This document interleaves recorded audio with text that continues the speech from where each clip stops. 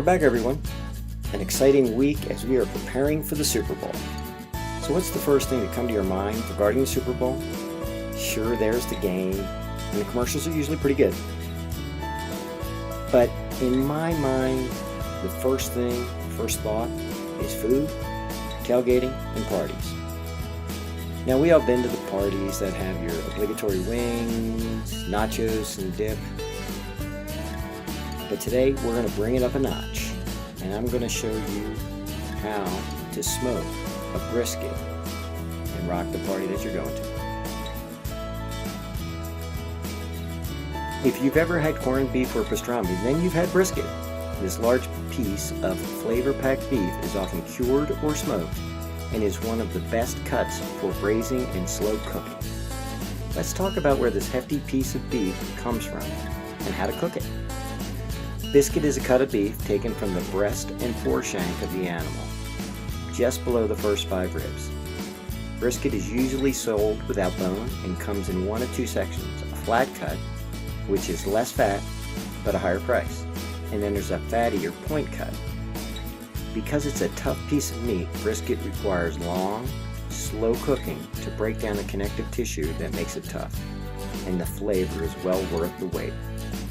So where did this brisket come from? Well, it has a long history of the United States, dating back to the indigenous Native American Indians of the Southwest United States. And brisket is synonymous with Texas culture and has long been a standing staple for the residents of the Lone Star State. Back in the 1800s, when German and Czech immigrants emigrated to Texas, many were well known for their butchering skills. Unfortunately, refrigerators were unavailable during that day. And in the meat markets, smoking and salting became the standard preservation of this meat. And this process eventually evolved to the barbecue that we know today. For the ingredients, I keep it very simple. I get one 12-pound whole brisket, fat trimmed to about a quarter. It is a flat cut. I prefer to use 1/3 cup sea salt and iodized salt, just to be healthier. 2 tablespoons garlic paste, 2 tablespoons onion powder, and 1/3 cup black pepper freshly ground. What I generally do is I get the brisket the day prior to cooking. I mix the salt, garlic, onion powder, and pepper in a small bowl, and then I rub it over the meat liberally, and I place in the refrigerator overnight. If you can't do overnight, a minimum of 8 hours is required.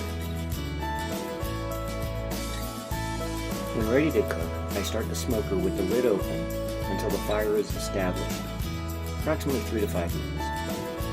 I turn the temperature up to 225 degrees and preheat with the lid closed, which takes about 10 to 15 minutes to get there.